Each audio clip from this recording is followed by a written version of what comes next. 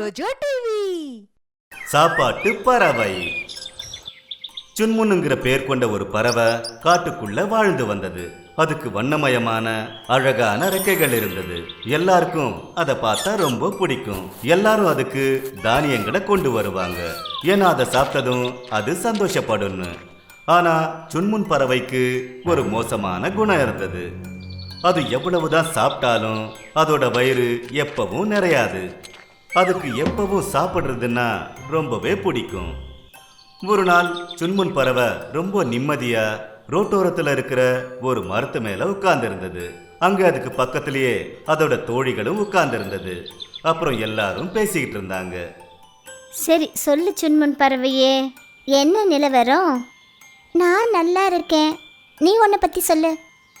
ரொம்ப நாள் ஆயிடுச்சு, நகரத்துக்கு பயணம் செய்யவே இல்லை. எவ்வளோ நாளைக்கு தான் நாம் இந்த காட்டோரத்துலேயே இருக்கிறது? இந்த வாழ்க்கையில் ஒரு சந்தோஷமும் கிடையாது. நீ சொல்கிறது உண்மைதான். சரி, ஒரு நாளைக்கு வாங்க, நகரத்துக்கு போய் நாம் எல்லோரும் சுற்றிட்டு வருவோம். ஆனால் அங்கே போகிறதுக்கு எனக்கு ரொம்பவே பயமாக இருக்கு. சுன்முன் பறவையே, நகரத்துக்கு போகிற எல்லா வழிகளும் உனக்கு தெரியுமா? இல்லை, நான் ஒரு 2-3 தடவை என்னமோ போய் தான் இருக்கேன். ஆனால் அங்கே போகிறதுக்கான வழி எனக்கு சுத்தமாக ஞாபகம் இல்லை. நான் அங்கே போகும்போதெல்லாம் தொலைஞ்சு போயிடுவேன். அப்படியா? இப்ப அந்த பறவைகள் ஒருத்தர் கூட ஒருத்தர் பேசிக்கிட்டு இருந்தது. அப்ப திடீர்னு ஒரு பெரிய லாரி வந்து மரத்துக்கிட்ட வந்து நின்னுச்சு. அந்த லாரிக்குள்ள நிறைய தானியங்கள் நிறைஞ்சிருந்தது. கொஞ்ச நேரத்துல அந்த லாரி போக ஆரம்பிச்சது. 2 பறவைகளும் அதுங்க கண்களால ஒருத்தருக்கு ஒருத்தர் சைகை காட்டிக்கிச்சு. அப்புறம் அதுங்க 2ம் போய் லாரிக்கு மேல உட்கார்ந்துக்குச்சுங்க. அப்புறம் உடனே பெரிய பெரிய அழகான சுவையான தானியங்களை சாப்பிட ஆரம்பிச்சது. அடேங்கப்பா, இன்னைக்கு விருந்து சாப்பிட்ட மாதிரி இருக்கு. பாத்தியா அப்படியே ஃப்ரெஷ்ஷான தானியங்கள் இப்பதான் வயல்ல இருந்து பறிச்சு கொண்டு வந்த மாதிரி தெரியுது. சுன்முன், நீ சொல்றது முற்றிலும் உண்மைதான். சரி சீக்கிரமா சாப்பிடு, பறந்து போவோம். இல்லைன்னா மறுபடியும் வழி மறந்து போயிடும். நகரத்துக்கு போற வழி நமக்கு தெரியவே தெரியாதே. சுன்முன்னோட தோழி அதுக்கு எத்தனையோ வாட்டி சொல்லி பார்த்துச்சு. சுன்முன், போதும் நிறுத்த. ரொம்ப நிறையவே சாப்பிட்டுட்ட. மறுபடியும் காட்டுக்குள்ளே போவோம் வா, இல்லைன்னா வழி தெரியாம தத்தளிப்போம். ஆனா சுன்முன் சாப்பிடுறதுல ரொம்ப ஆர்வமா இருந்தது. அதோட தோழி என்ன சொல்லிச்சுங்கிற விஷயத்தையே அது மறந்து போயிடுச்சு. கொஞ்ச நேரத்துக்கு அப்புறம் அதோட தோழி பறந்து போய் மரத்து மேல ஏறி உட்காந்துக்குச்சு. ஆனா சுன்முன் பறவையோ அது தன்னோட வழிய மறந்துருச்சு. ஐயோ ராமா, நான் எங்க வந்திருக்கேன்? இப்ப என்ன பண்றது? எனக்கு வீட்டுக்கு போறதுக்கான வழி கூட தெரியாது. ஆனா சுன்முன் பறவையோட தோழிகள் எல்லாம் ரொம்ப புத்திசாலிங்க. அது தன்னோட நண்பர்களை கூட்டிக்கிட்டு ஒன்று சேர்ந்து சுன்முன்னை தேடி முன்னாடி போச்சுங்க. அப்புறம் அதை கண்டுபிடிச்சி மறுபடியும் காட்டுக்கு கூட்டிட்டு வந்துச்சுங்க. அட, நீங்கெல்லாம் எங்க இருக்கீங்க? ஆமா சுன்முன், சீக்கிரமா புறப்படு. இந்த முறை வர வழியில அடையாளத்தை வச்சுட்டு வந்திருக்கோம். புறப்படு. சுன்முன் பறவையை பார்த்ததுமே எல்லா பறவைகளும் ரொம்ப சந்தோஷமா இருந்தது. அதுங்களோட மரத்துக்கு திரும்பி போனப்ப சுன்முன் பறவை எல்லார்கிட்டையும் மன்னிப்பு கேட்டுச்சு. என்ன மன்னிச்சிடுங்க, என்ன மறுபடியும் இந்த இடத்துக்கு கூட்டிட்டு வரதுக்கு நீங்க எல்லாம் நிறைய உதவி செஞ்சிருக்கீங்க. நான் உங்களுக்கு நன்றி கடன் பட்டவ. ரொம்ப நன்றி ஃப்ரெண்ட்ஸ். இப்ப எல்லாரும் மறுபடியும் ரொம்ப சந்தோஷமா இருந்தாங்க. அப்புறம் சுன்முன் பறவை பேராசைப்படுறத மொத்தமா மறந்துருச்சு. ஒரு சமயம் கழுதையோட நட்பு பச்சை கலர்ல இருக்கிற ஒரு வெட்டுக்கிளியோட ஏற்பட்டுச்சு. 2 பேரும் நாள் முழுக்க ஒன்னாவே இருப்பாங்க. 2 பேரும் ஒன்னா விளையாடுவாங்க. 2 பேரும் ஒன்னாவே சுத்துறதுக்கு போவாங்க. அப்புறம் ரொம்ப நேரத்துக்கு ஒன்னாவே இருப்பாங்க. அவங்க 2 பேருக்குள்ள நட்பு ரொம்ப உறுதியா இருந்தது. 2 பேரும் ஒருத்தர் பாராட்டவும் செஞ்சுக்கிட்டாங்க. ஒரு நாள் அந்த கழுதை அந்த வெட்டுக்கிளியோட குரல்ல பாட்டை கேட்டுச்சு. வெட்டுக்கிளி ரொம்ப அழகா பாடிக்கிட்டு இருந்தது. அதோட பாட்டை கேட்டதும் கழுதை என்ன சொல்லுச்சுன்னா, அடடடடடா, நீ எவ்வளவு அழகா பாட்டு பாடுற. நீ உண்மையிலேயே ரொம்ப அழகா பாடுற. ஒருவேளை உன்ன மாதிரி நானும் அழகா பாடினேனா?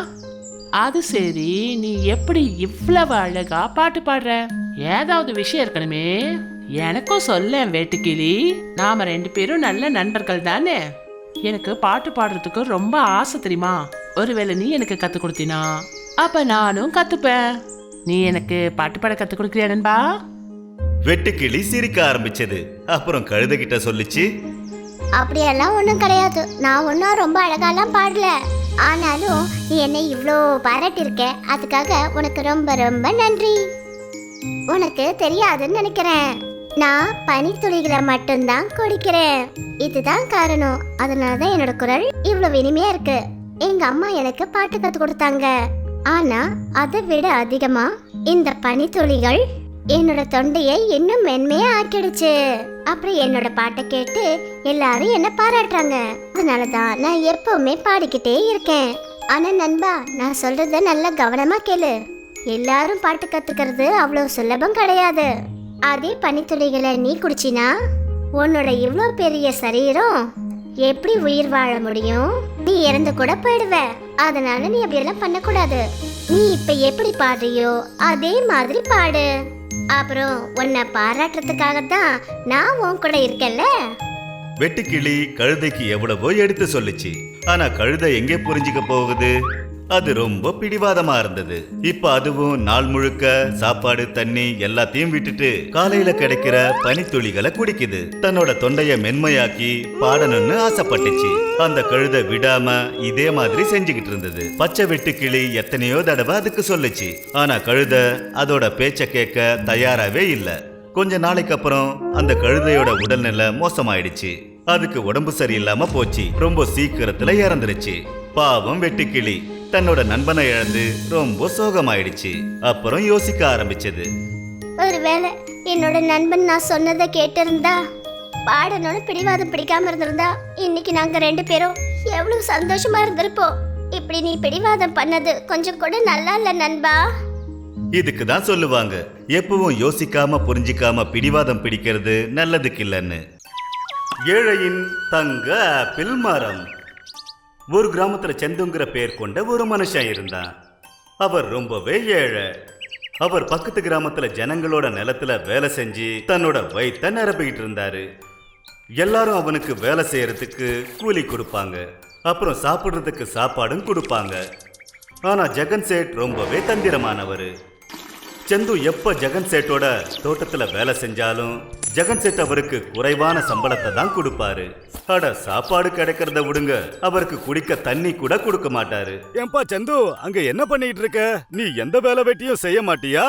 எப்ப பார்த்தாலும் சாப்பிட வேண்டியது, தண்ணி குடிக்க வேண்டியது. போ போய் வேலைய பாரு. சரிங்க சேட்ஜி, கொஞ்சம் தண்ணி தாகம் எடுத்தது. இப்பவே எல்லா வேலையும் முடிச்சிடுறேன். சரி சரி.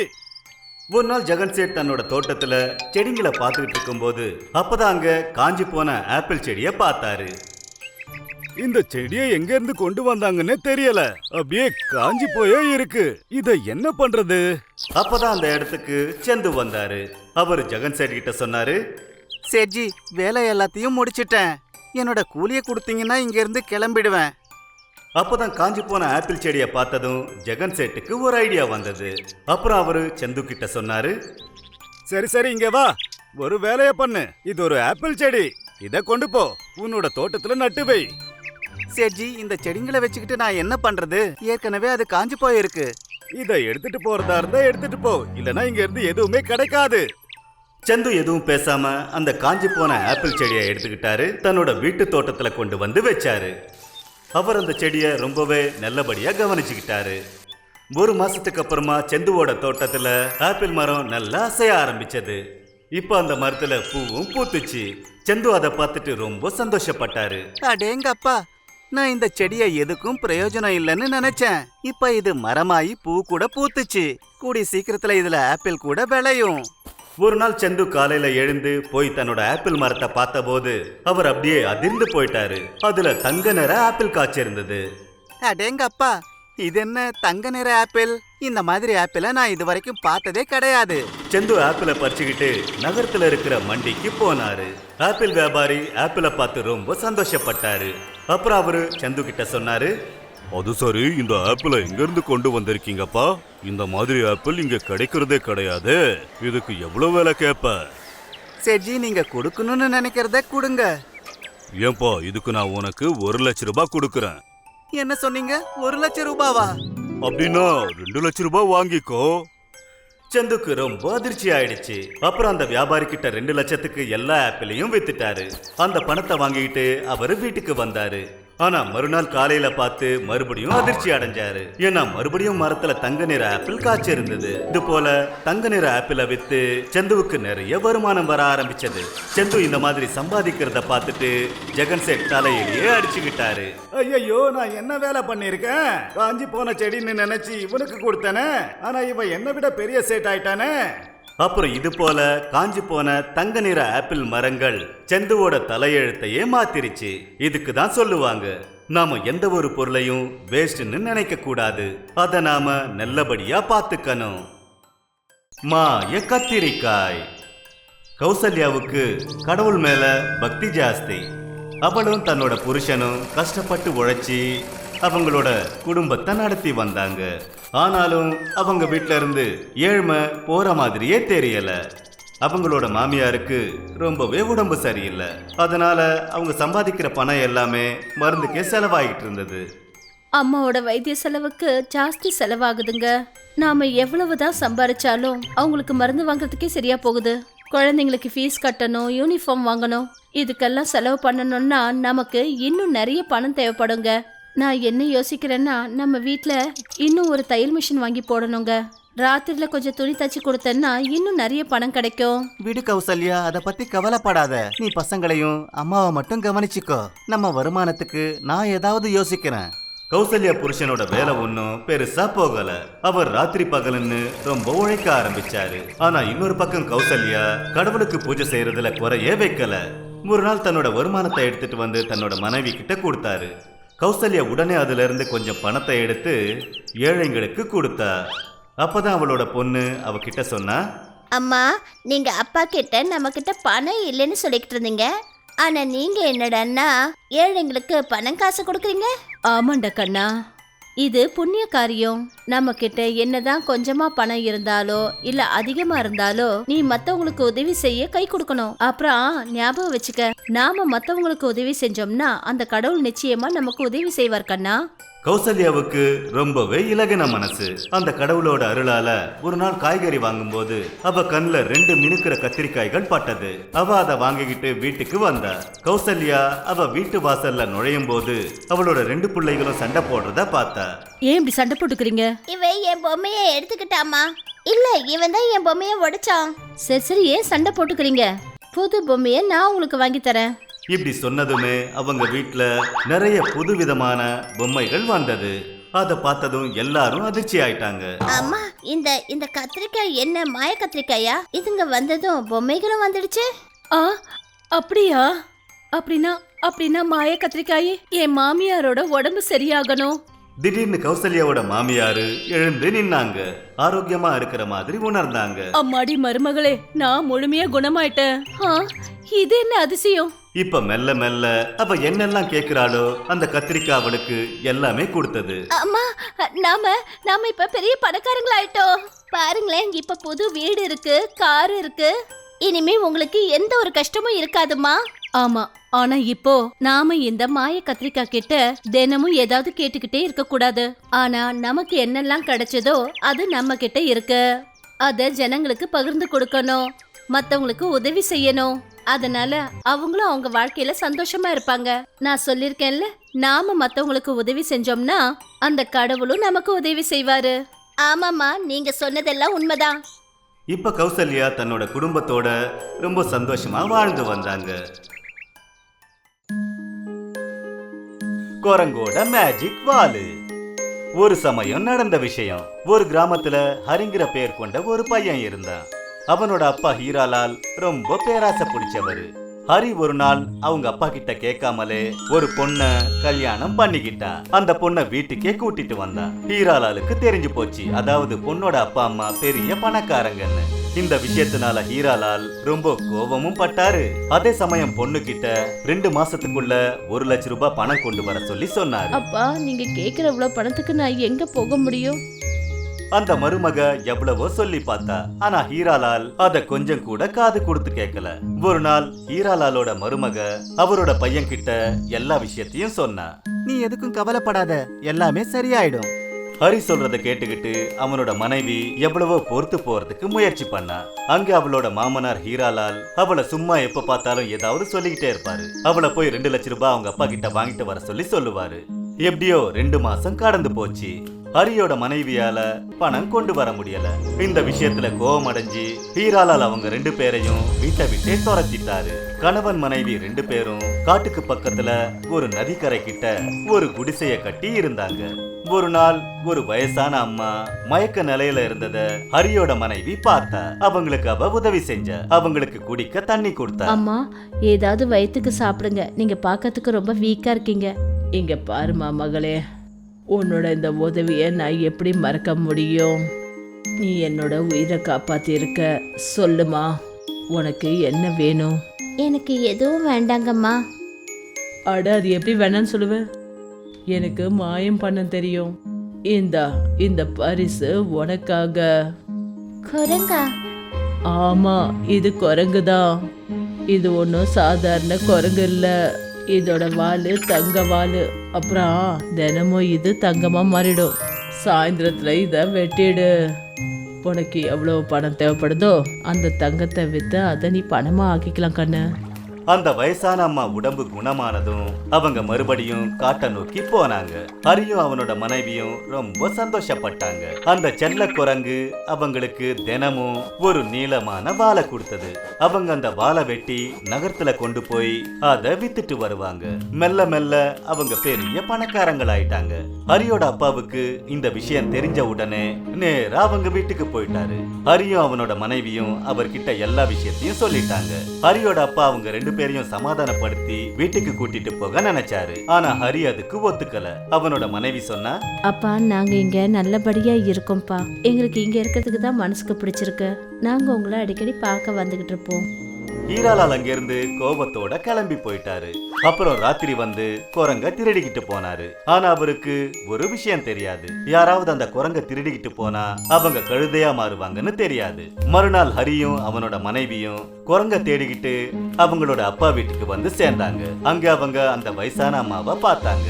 ஹீராலால் பார்த்துக்கிட்டே இருந்தாரு. அவர் செஞ்ச தப்ப நினைச்சு ரொம்ப வருத்தப்பட்டாரு. குரங்கு மறுபடியும் அந்த வயசான அம்மா கூடயே போயிடுச்சு. அப்புறம் ஹீராலால் மறுபடியும் மனுஷ ரூபத்துக்கே வந்தாரு. அவர் செஞ்ச தவற நினைச்சு அவர் ரொம்பவே வருத்தப்பட்டாரு. பேராசப்பட்ட அதோட விளைவு ரொம்ப மோசமா தான் இருக்கும். சோனாங்கிற பேர் கொண்ட ஒரு மாடு இருந்தது. அதோட மனைவி சில நாட்களுக்கு முன்னாடி தான் இறந்து போச்சு. இப்ப அது புதுசா ஒரு கல்யாணம் பண்ணிக்கிச்சு. ஆனா அதோட முதல் மனைவிக்கு ஒரு கண்ணுக்குட்டி மாடு இருந்தது. அதோட பேர் தான் கோலு. கோலு பார்க்க ரொம்ப அழகா இருக்கும். அது தன்னோட அம்மா மேல ரொம்ப பாசம் வச்சிருந்தது. ஆனா அது தன்னோட அம்மாவை இழந்ததுக்கு அப்புறம் அது எல்லா இடத்துலயும் தன்னோட அம்மா உருவத்தை தேடிக்கிட்டு இருந்தது. ஆனா அதுக்கு இன்னொரு அம்மா வந்த காரணத்தால அவங்க அம்மா கோலு மேல பாசத்தை காட்டின அளவுக்கு இன்னொரு அம்மாவால காட்ட முடியல. அப்புறம் சோனா மாடும் ரொம்பவே பிஸியா இருந்தது. அது தன்னோட குழந்தை மேல கொஞ்சம் கூட கவனத்தை செலுத்தல. ஒரு நாள் சோனாவோட புது மனைவி மாடு ரமோனா தன்னோட தங்கைய தன்னோட வீட்டுக்கு வரவழைச்சது. ரமோனாவோட தங்க அம்மாவாக இருந்தது. அது நாள் முழுக்க அவங்க கூட உட்கார்ந்து பேசிக்கிட்டு இருந்தது. இதெல்லாம் பார்த்து கோலு ரொம்பவே சந்தோஷப்பட்டான். அப்புறம் அவனோட சித்தி கிட்ட போய் பக்கத்துல உட்கார்ந்து இருந்தான். இந்த விஷயம் ரமோனாவுக்கு கொஞ்சம் கூட பிடிக்கல. எப்ப பார்த்தாலும் என் தங்கச்சி பக்கத்துலயே வந்துடுற. போய் எங்கேயாவது விளையாடு. இங்க வர வேண்டிய அவசியம் கிடையாது. இப்ப அவ அம்மாவாக போறா. கூடிய சீக்கிரத்துல நம்ம கிட்ட ஒரு அழகான கண்ணுக்குட்டி வந்துடும். அப்புறம் நீ உன்னோட அம்மா மாதிரியே இருக்க. எனக்கு உன்னை பார்த்தா கொஞ்சம் கூட பிடிக்கல. போ இங்க இருந்து. கோலுவோட உடல்நிலையும் நாளுக்கு நாள் ரொம்ப மோசமாயிட்டே இருந்தது. ஆனா ரமோனாவோட தங்கச்சி மேல அதுக்கு பாசம் அதிகமாயிட்டே இருந்தது. ரமோனாவோட தங்கையும் வரும்போதெல்லாம் கோலு கண்ணுக்குட்டிக்கு பால் கொடுக்கும். அப்புறம் அவன் மேல ரொம்ப பாசமாவும் இருந்தது. ஒரு நாள் ரமோனா ஏதோ வேலை விஷயமா மார்க்கெட்டுக்கு போயிருந்தா. ஆனா அதுக்கப்புறம் ரமோனாவோட தங்க வயித்துல பயங்கரமான வலி ஏற்பட ஆரம்பிச்சது. இப்ப கோலு, போப்பா, போய் கொஞ்சம் அக்காவை கூட்டிக்கிட்டு வாப்பா. கோலு அதை கேட்ட உடனே தன்னோட 2வது அம்மா ரமோனாவை தேடி காட்டை நோக்கி அது போச்சு. அப்புறம் அவனோட அம்மாவை கூட்டிக்கிட்டு திரும்ப வந்தான். வழி முழுக்க ரமோனா அவனை திட்டிக்கிட்டே வந்தது. இந்த விஷயம் மட்டும் பொய்யா இருக்கட்டும். இன்னைக்கு ராத்திரி உனக்கு நான் சாப்பாடு போட மாட்டேன், புரிஞ்சுதா?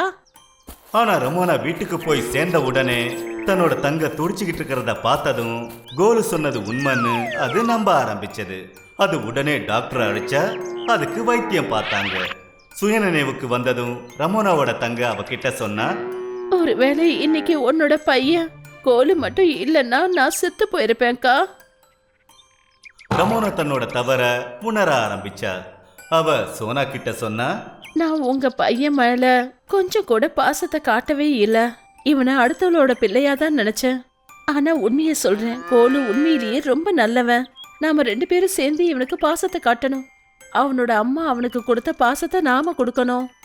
இப்ப சோனா அப்புறம் அவங்களோட சேர்த்து கோலுவும் ரொம்ப சந்தோஷமா இருக்க ஆரம்பிச்சான். ஒரு நாள் கழுகுக்கு சாப்பிடுறதுக்கு எதுவுமே கிடைக்கல. அது அங்க இங்கன்னு காடு முழுக்க சுத்தி வந்துருச்சு. ஆனா சாப்பிடுறதுக்கு அதுக்கு எந்த ஒரு ஜீவனும் கிடைக்கல. அது மனசுல என்ன நினைச்சதுன்னா, என்னடா கொடுமை இது, 4 நாளா நானும் சுத்தி வரேன், அடிப்பட்ட எந்த ஒரு உயிரினமும் கிடைக்கல, வாட்ட சாட்டமான ஒரு உயிரினமும் கிடைக்கல. ஆனா இதுங்களுக்கெல்லாம் என்ன ஆச்சுன்னே தெரியலையே. அநேகமா ஏதாவது ஒரு பிளான் பண்ணணும். பறந்துகிட்டு இருக்கும்போது கழுகுக்கு ஒரு மீனும் தவளையும் தெரிஞ்சது. அவங்க 2 பேரும் நல்ல நண்பர்கள்.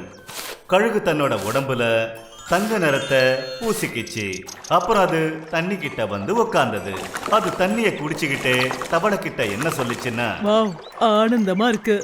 தவளை கழுகு கிட்ட கேட்டுச்சு, உனக்கு ரொம்ப தாகமா இருந்துச்சா? அதனால தான் இப்படி சொல்றியா? ஆ, தாகமா தான் இருந்தது, ஆனா நல்ல பசியும் எடுக்குது. அப்புறம் நான் என்ன யோசிக்கிறேன்னா, இனிமே என்ன ஒரு கஷ்டம் இருக்கு, நான் ரொம்ப சீக்கிரத்துல என்னோட கடைசி நிலைய போய் அடைய போறேன். கடைசி நிலையா? அது என்னது? தவளை கழுகு கிட்ட கேட்டுச்சு. உனக்கு தெரியலையா, என்னுடைய உடம்பு தங்க நிறத்துல இருக்கு. நான் ஒன்றும் சாதாரண கழுகு இல்ல, தங்க மாய கழுகு. எந்த உயிரினத்தை நான் சாப்பிடுறேனோ அது அடுத்த நிமிஷமே மனுஷனா மாறிடும். அப்புறம் ஒரு பெரிய ராஜாவா அது மாறிடும். அப்படியா? இதான் விஷயமா? அப்ப நீ என்ன சாப்பிட்டுடு? 2 பேரும் பேசினத மீன் கேட்டுடுச்சு. அப்புறம் அந்த மீன் வந்து தவளை கிட்ட சொல்லிச்சு, இங்க பாரு, நான் உன்கிட்ட கொஞ்சம் தனியா பேசணும். ஆனா நான் வந்து என்ன பலி கொடுக்க போறேன். அதுக்கப்புறமா நான் மனுஷனா மாறிடுவேன். அதுக்கப்புறம் நான் உன்கிட்ட பேசுறேன். இல்ல நான் இப்பவே உன்கிட்ட பேசியாகணும். ஏய் முட்டாள், நீ உன் உயிரையே கொடுக்க துணிஞ்சிட்டியா? இவ்வளோ பெரிய விஷயத்தை செய்யறதுக்கு முன்னாடி கொஞ்சம் சோதிச்சு பாரு, இந்த கழுகு உண்மையான தங்க கழுகா இல்லையான்னு. ஆனா நான் அதை எப்படி கண்டுபிடிக்கிறது? இதை தள்ளி விடுவோம். இது தண்ணீர்ல விழுந்ததுக்கு அப்புறம் இதோட நேரம் மாறுதா இல்லையான்னு பார்ப்போம். அப்படியா? இதான் விஷயமா? அப்ப நீயே அதை பண்ணு. அது கோவப்பட்டுட போகுது. அப்புறம் அது என்ன மனுஷனா மாத்துறேன்னு என்கிட்ட வாக்கு கொடுத்துருக்கு. அந்த மீனோட உருவம் ரொம்பவே பெருசு. அது வேணுமுன்னே அந்த கழுக தண்ணிக்குள்ள இழுத்துச்சு. தண்ணிக்குள்ள விழுந்ததுமே கழுகோட மொத்த தங்க நிறமும் தண்ணியில கரைஞ்சிருச்சு. அப்புறம் அது அசல் உருவத்துக்கு வந்துருச்சு. ஓஹோ, நீ என்ன காரியம் பண்ணிட்ட அறிவு கட்ட மீனே. அதோட கோபத்தை பார்த்ததும் தவளையும் மீனும் அதிர்ச்சி ஆயிடுச்சுங்க. அப்ப நீ என்ன முட்டாளாக்க பார்த்திருக்க? என்ன சாப்பிட நினைச்சியா? இங்க இருந்து போயிடு. இன்னைக்கு மட்டும் என் நண்பன் இல்லாம போயிருந்தா நான் செத்தே போயிருப்பேன்ப்பா. தவளை தன்னோட மீன் நண்பனுக்கு நன்றிய சொல்லிச்சு. அப்புறம் கழுகு தன்னோட திட்டம் நிறைவேறாததால அங்கிருந்து திரும்பி போயிடுச்சு. நீளமான கால்களுடைய மாடு, அப்புறம் முதலை. கங்கோங்கிற பேர் கொண்ட நீளமான கால்கள் உடைய மாடு அந்த காட்டிலேயே அது தனியா இருக்கும். அதோட கால்கள் அவ்வளோ நீளமானது. அதனால மிருகங்கள் எல்லாம் அதோட கால்கள்ல மிதிப்பட்டுடுவாங்க. அதை பார்க்குற ஒவ்வொருத்தரும் அதோட வினோதமான உருவத்தை பார்த்து அதிர்ச்சி ஆயிடுவாங்க. அந்த மாட்டோட வழக்கம் என்னன்னா, அது தினமும் நதிக்கரைக்கு போய் அதோட கால்களை சுத்தம் பண்ணிக்கும். என்ன அதோட கால்கள் அடிக்கடி அழுக்காயிடும். அப்புறம் ஒவ்வொருத்தரும் அதோட கால்களை தொட்டு பார்ப்பாங்க. இதெல்லாமே அதுக்கு ஒரு வழக்கமாவே ஆயிடுச்சு. அதாவது தினமும் அது நதிக்கரை கிட்ட போகும், அப்புறம் கால்களை சுத்தம் பண்ணிக்கும்.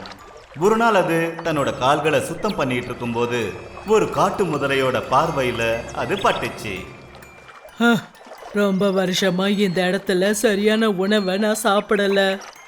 இங்க வர இந்த மாட்டை நான் தினமும் பார்த்து இதை ஏன் நாம வேட்டையாடக்கூடாதுன்னு நினைப்பேன். தினமும் தான் இது இங்க வருது. அநேகமா இது இன்னைக்கு எனக்கு பலியாக போகுதுன்னு நினைக்கிறேன். அந்த காட்டு முதலை ரொம்பவே கொடூரமானது. அது அந்த மாட்டை தாக்குன உடனே மாட்டோட ஒரு கால் மட்டும் முதலையோட வாயில மாட்டிக்கிச்சு. கால் மாட்டிக்கிட்டதால அது ஒரு வழி ஆயிடுச்சு. மாடு சத்தம் போட்டு கத்த ஆரம்பிச்சது, அப்புறம் அழ ஆரம்பிச்சது. ஒரு வழியா அது தன்னோட கால்களை அதுகிட்ட இருந்து புடிச்சு இழுத்து தண்ணியை விட்டு வெளியே வந்தது. ஆனா அதோட காலு மொத்தமா காயமாயிடுச்சு. இந்த மாடு எப்படி இவ்வளோ புத்திசாலியா இருக்கு? அதால எப்படி அதோட கால்களை என் வாயிலிருந்து வெளியே எடுக்க முடிஞ்சது? இதால நிச்சயமா என்கிட்ட இருந்து தப்பிக்க முடியாது. நாளைக்கும் இது வரும்ல, இதை நிச்சயம் நான் சாப்பிடுவேன். மாடுக்கு புரிஞ்சு போச்சு, இந்த காட்டு முதல எல்லா விதத்திலையும் அதை சாப்பிட முயற்சி பண்ணிட்டு இருக்குன்னு. புரிஞ்சிடுச்சு. நான் தினமும் இந்த இடத்துக்கு வந்து என்னோட கால்களை சுத்தம் பண்றதை இது பார்த்துருக்கு. அதான் அது என்ன வேட்டையாட நினைச்சிருக்கு. ஆனா இந்த காட்டுல இருக்கிறது இந்த ஒரு நதி தானே. அப்படியே போனாலும் எங்க போறது?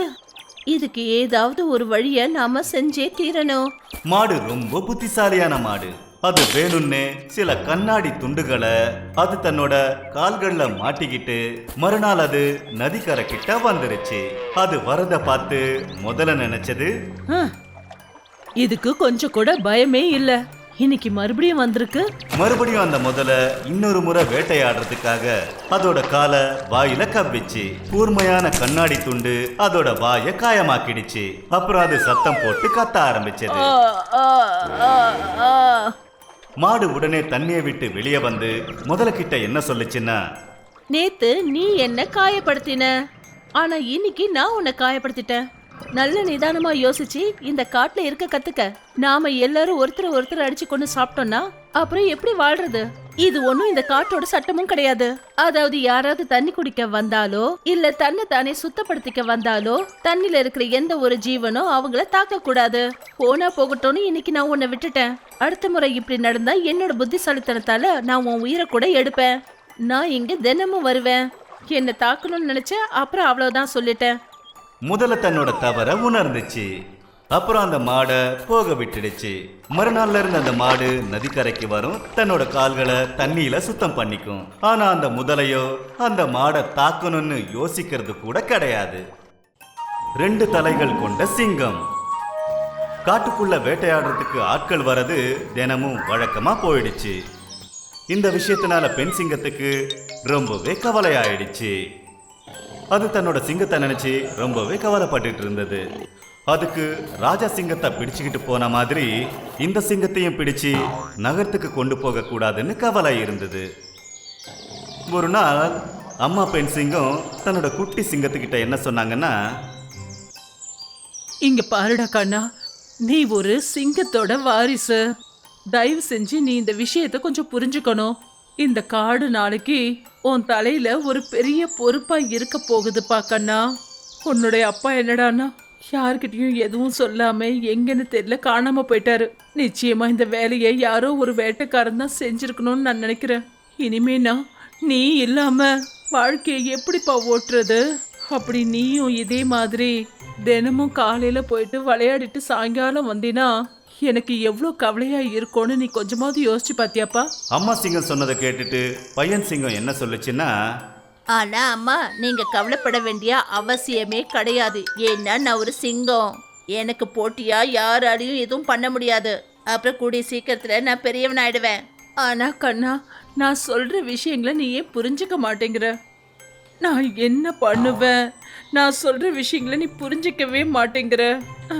இதே மாதிரி தினமும் இந்த காட்டை நாள் முழுக்க சுத்தி வந்துகிட்டே இருந்தீன்னா நிச்சயமா ஏதாவது ஒரு வேட்டைக்காரன் உன்னை தூக்கிட்டு போயிடுவான். அம்மா சிங்கம் ரொம்பவே கவலையில இருந்தது. ஒரு நாள் தன்னோட பையன் சிங்கத்துக்காக அது ஒரு போலியான சிங்க முகமூடிய பண்ணிச்சு. அம்மா சிங்கத்தோட பிள்ளை அந்த முகமூடிய பார்த்ததும் அவங்க அம்மா கிட்ட கேட்டுச்சு, அம்மா என்னது இது? நான் சொல்றத நீ கேட்கவே மாட்டேங்கிற. அதான் இதுக்கு ஏதாவது ஒரு வழி பண்ணணும்னு யோசிச்சேன். இப்ப இந்த தலைய நீ மாட்டிக்க. உன்னை பாக்குறவங்க எல்லாரும் உனக்கு 2 தலைகள் இருக்கு, அப்புறம் 4 கண்கள் இருக்குன்னு நினைச்சுப்பாங்க. அப்படி ஒருவேளை நீ யாரையாவது பார்த்தனா, அது வேட்டைக்காரனா இருந்தாலும் சரி இல்ல வேற யாராவது இருந்தாலும் சரி, அவங்கள நீ உயிரோட விட மாட்டேன்னு நினைச்சுக்கிட்டு அவங்க எல்லாம் பயந்து போய் எந்த ஒரு வேட்டைக்காரனும் உன் பக்கத்துல கூட நெருங்க மாட்டான். அடேங்க அப்பா, அம்மா நீங்க சூப்பரான ஐடியா பண்ணிருக்கீங்க. இனிமே நான் விளையாட போலாம்ல? ஆ, தாராளமா போ. புத்திசாலியான ரொம்ப யோசனை கொண்ட அந்த பெண் சிங்கம் ரொம்ப அழகான திட்டத்தை போட்டுச்சு. அதனால அதுக்கும் கவலை இல்லாம போச்சு. அப்புறம் அதோட பிள்ளை சிங்கமும் ரொம்ப சந்தோஷமா இருந்தது. இப்ப அந்த காடு முழுக்க ரொம்ப தூரம்லாம் இந்த விஷயம் பரவிடுச்சு. அதாவது 2 தலை கொண்ட ஒரு சிங்கம் இருக்குன்னு. அப்புறம் அந்த இடத்துக்கு போறது பெரிய ஆபத்துன்னு தெரிஞ்சிருச்சு. அதுக்கப்புறம் வேட்டைக்காரன் என்ன அந்த இடத்துக்கு வேறொரு சிங்கம் வரக்கூட பயப்பட ஆரம்பிச்சிருச்சு.